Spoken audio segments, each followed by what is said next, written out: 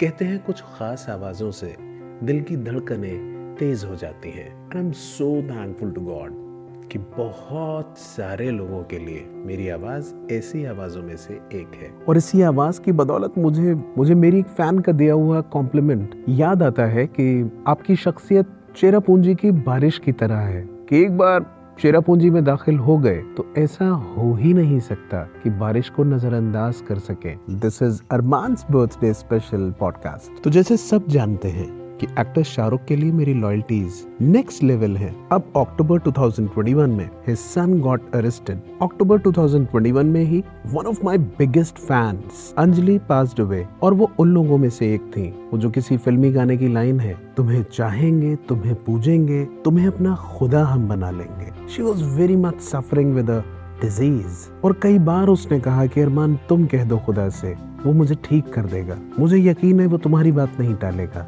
And she passed away. तो October 2021 में मुझसे हुआ नहीं। वो रील पॉडकास्ट बहुत लंबे टाइम तक मैंने किए नहीं। बहुत सारे फैंस ने मुझसे पूछा कि अरमान वो मोटिवेशन और पोएट्री की जो बहुत प्यारी सी डोज है ना, वो तुम्हारे ना बोलने से रुक जाती है। So don't stop.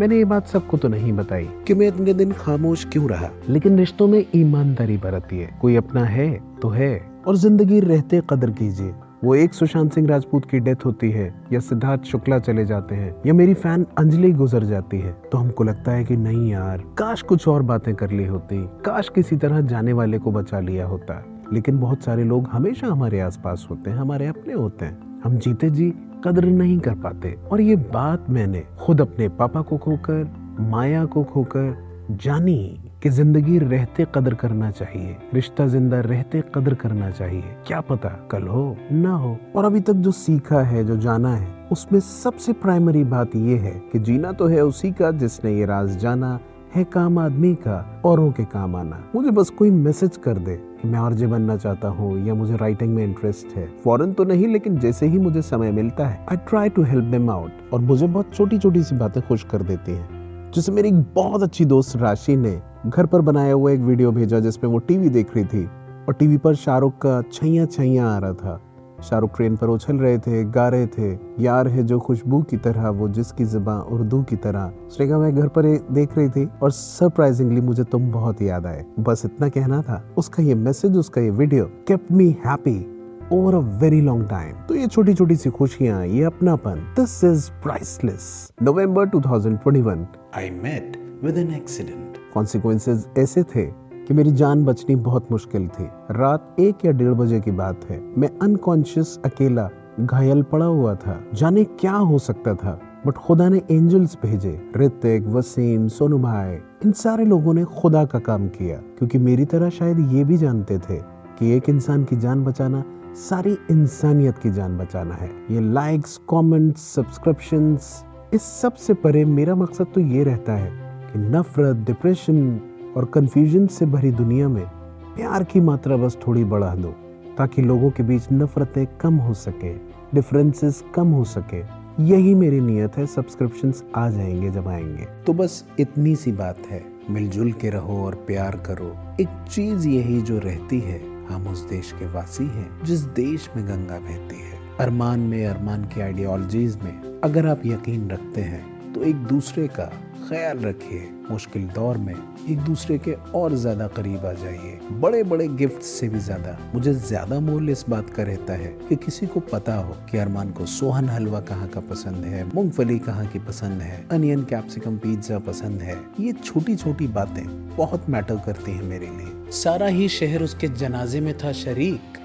जनाजा कहते हैं शव यात्रा को। सारा ही शहर उसके जनाजे में था शरीक। तन्हाइयों के खौफ से मर गया जो एक शख्स। देखिए, कद्र करनी है ना तो जिंदगी में कीजिए। किसी की मदद या उसका हालचाल पूछना ऐसे सिलसिले हैं जो खुदा खुद चलाता है। एक दौर था जब मिस्टर जावेद अख्तर उतने कामयाब नहीं हुए थे, चाहे वो लिरिसिस्ट के तौर पर या स्क्रिप्ट राइटर के तौर पर। स्ट्रगलिंग डेज थे, दिन मुश्किल से गुजर रहे थे। ऐसे में उन्होंने उस जमाने के बेहद कामयाब लिरिसिस्ट और शायर साहिर लुधियानवी से मदद लेने का फैसला किया।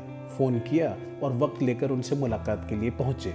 साहिर ने जावेद साहब के चेहरे पर उदासी देखी और पूछा, कहो नौजवान, क्या हाल है, उदास क्यों हो? जावेद साहब ने बताया कि दिन बहुत मुश्किल चल रहे हैं, पैसे खत्म होने वाले हैं, कोई खास ज्यादा काम भी नहीं आ रहा है। उन्होंने साहिर साहब से कहा कि अगर उन्हें कोई काम वो दिलवा दे तो बहुत एहसान होगा। ये सुनकर साहिर साहब कुछ देर सोचते रहे, फिर अपने जाने पहचाने अंदाज में बोले, जरूर नौजवान, फकीर देखेगा कि तुम्हारे लिए क्या कर सकता है। पास रखी मेज की तरफ इशारा करके कहा, हमने भी बुरे दिन देखे हैं नौजवान, फिलहाल ये ले लो, देखते हैं आगे क्या हो सकता है। जावेद अख्तर ने देखा तो मेज पर 200 रुपए रखे हुए थे। आगे आने वाली जिंदगी में अपने इंटरव्यूज में जावेद साहब ने साहिर साहब का एहसानमंद होते हुए कई बार ये बात कही कि वो चाहते तो पैसे मेरे हाथ पर भी रख सकते थे, लेकिन ये उस आदमी की सेंसिटिविटी थी कि उसे लगा कहीं मुझे बुरा ना लग जाए, और ये उस शख्स का मेयार था, लेगेसी थी कि पैसे देते वक्त भी वो मुझसे नजर नहीं मिला रहे थे। किसी के भी दिन एक से नहीं रहते। जावेद साहब कामयाब हुए।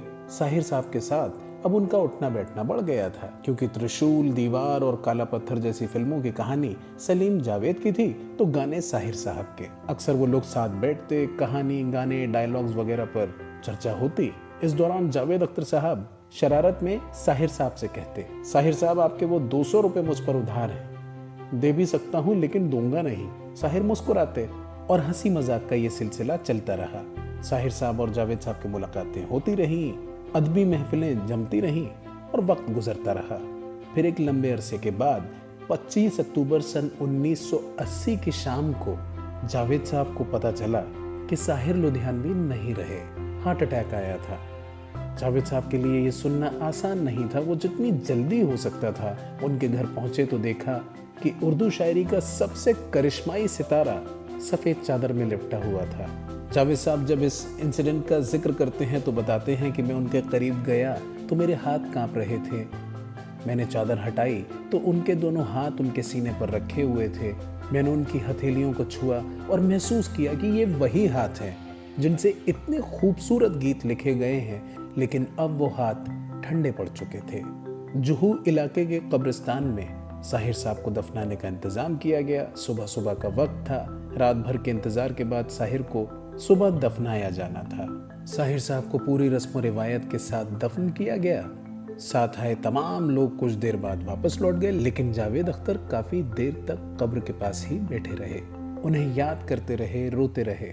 काफी देर तक बैठने के बाद जावेद अख्तर उठे और नम आंखों से वापस जाने लगे। वो जुहू कब्रिस्तान से बाहर निकले और सामने खड़ी अपनी कार में बैठने ही वाले थे कि उन्हें किसी ने आवाज दी। तो वहां साहिर साहब के एक दोस्त अशफाक साहब थे। अशफाक साहब हड़बड़ाए हुए चले आ रहे थे। उन्होंने नाइट सूट पहन रखा था, शायद उन्हें सुबह सुबह ही खबर मिली थी और वो वैसे ही घर से निकल आए थे। उन्होंने आते आते जावेद साहब से कहा, आपके पास कुछ पैसे पड़े हैं क्या? वो कब्र बनाने वाले को देने हैं, मैं तो जल्दबाजी में ऐसे ही आ गया। जावेद साहब ने अपना बटुआ निकालते हुए पूछा, हाँ हाँ बताओ, कितने रुपए देने हैं? उन्होंने कहा 200 रुपए। एग्जैक्टली यही वो रकम थी जो कुछ साल पहले मदद के तौर पर एक बहुत ही लेजेंडरी शख्स ने एक खुददार इंसान को दिए। तो ये जो मदद और हमदर्दी के सिलसिले हैं ना, ये खुदा के सिलसिले हैं। जैसे उर्मी ने कहीं लिखा, May those dreams never leave your eyes, because she knows मैं कितना बड़ा ड्रीमर हूँ, and some people want me to live forever. This is beautiful. तो आज बस इतना कहना है कि जितना प्यार हम बर्थडेज में, रेयर मोमेंट्स में एक दूसरे को दिखाते हैं, नॉर्मल दिनों में भी जारी रहे।